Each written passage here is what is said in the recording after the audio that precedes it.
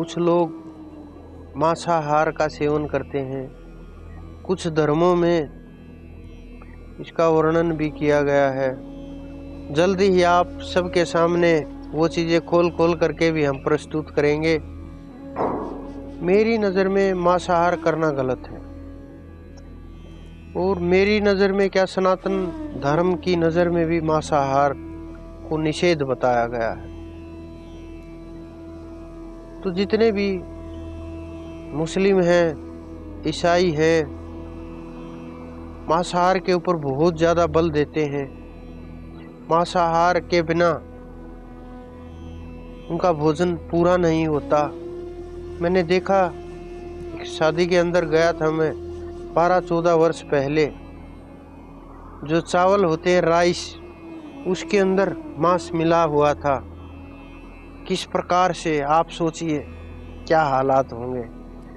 हमें जाने नहीं दे रहे थे। वो देवबंद के अंदर थे। हम जगह भी बता देता हूँ मैं।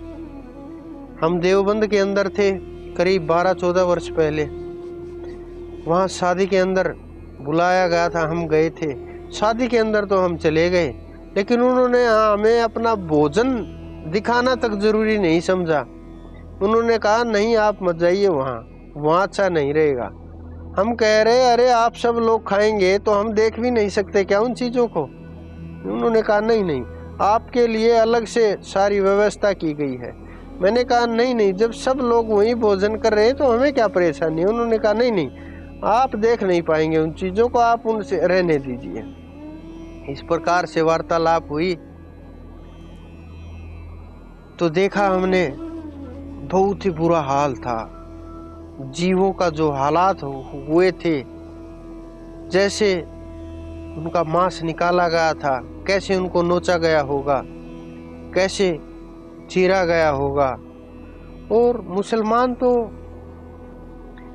कहते हैं हलाल का जो होता है मीट वो अच्छा होता है, बहुत अच्छा होता है। लेकिन एक ने तो तर्क दिया, जिसका हम दूध पीते हैं, गाय के ऊपर जब विषय टॉपिक आया तो उन्होंने कहा कि जिसका हम दूध पी सकते हैं उन्हीं का हमें मांस खाना चाहिए। भाई फिर तो आप लोग अपनी माँ का भी दूध पीते होंगे, कभी चीर देना उनका भी गला। कितनी निर्दयता है, कैसे कत्ल किया जाता है। और तर्क देखिए इन लोगों के, कितने तार्किक लोग हैं ये। अगर हम मछलियां नहीं खाएंगे तो समुद्र भर जाएगा। अगर हम ये मुर्गे नहीं खाएंगे तो सड़कों के ऊपर मुर्गे दौड़ते हुए घूमेंगे।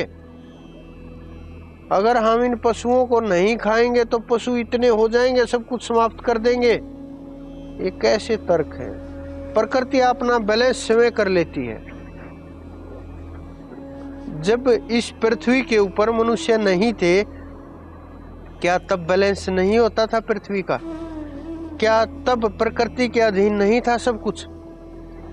क्या तब पृथ्वी के ऊपर परमात्मा हर चीज को सीमित नहीं करता था? और आजकल तो ये डॉक्टरों ने भी साबित कर दिया है, इंसान के लिए मांसाहार नहीं बना है, क्योंकि आपकी जो आंतें होती हैं वो मांस के अनुरूप नहीं बनी हुई है। शरीर की जो संरचना है वो नहीं बनी हुई है। मांस खाने से बहुत जल्दी कैंसर का प्रभाव हो जाता है।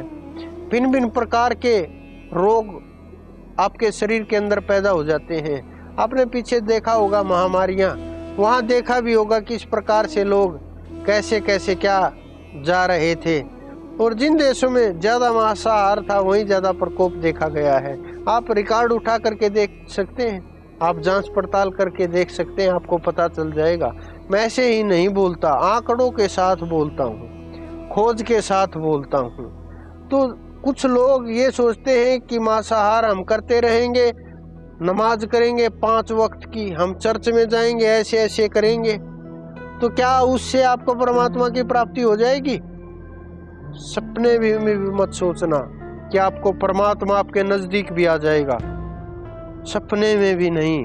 बुद्ध ने ये कहा कि मरे हुए जानवर का मांस खा लेना चाहिए, जब उसमें प्राण ही नहीं रहे तो खा लेना चाहिए। क्या हुआ उसका? कैसे उसका फायदा उठाया गया, जा करके देखिए आप नेपाल के अंदर, पता चल जाएगा काठमांडू के अंदर क्या हो रहा है। उठाते हैं 4 लोग और फेंक देते हैं पहाड़ से नीचे, वो मर जाता, उठा करके लिख देते हैं। आप देखना कि अपने आप मरे हुए जानवर का मांस यहाँ मिलता है, देखना जा करके, आपको पता चल जाएगा। क्या ये इंसानियत है?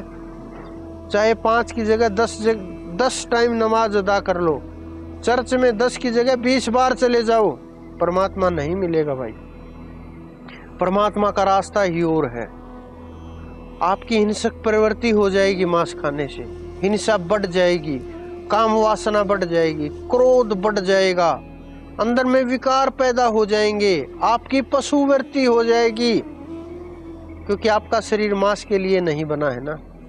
तो जो ये सोचते हैं कि मैं मांस भी खाता रहूं और मैं सब कुछ करता रहूं और फिर भी मुझे परमात्मा की प्राप्ति हो जाए, आप भूल जाइए इस बात को।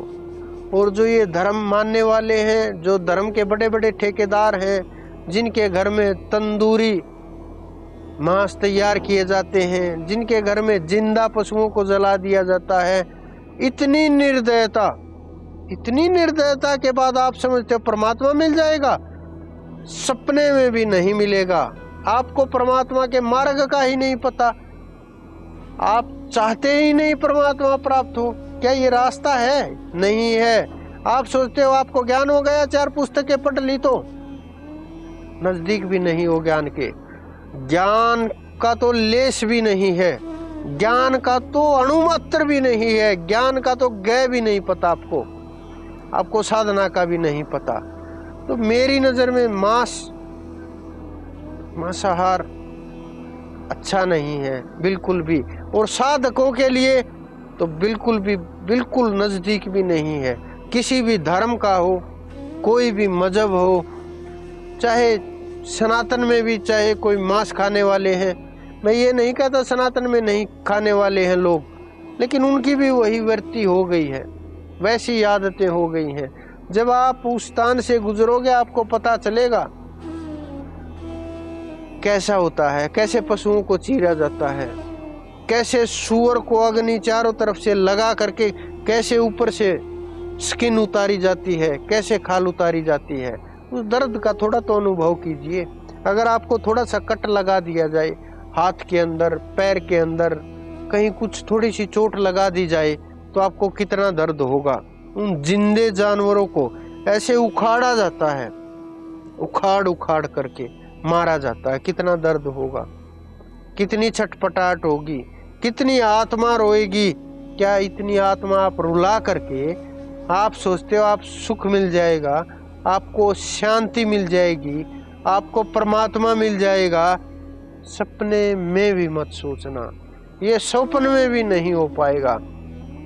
जिसको साधना के मार्ग पर चलना है, इन चीजों से, तामसिक चीजों से दूरी बनानी ही होगी, तभी आप परमात्मा के मार्ग पर आगे बढ़ पाओगे।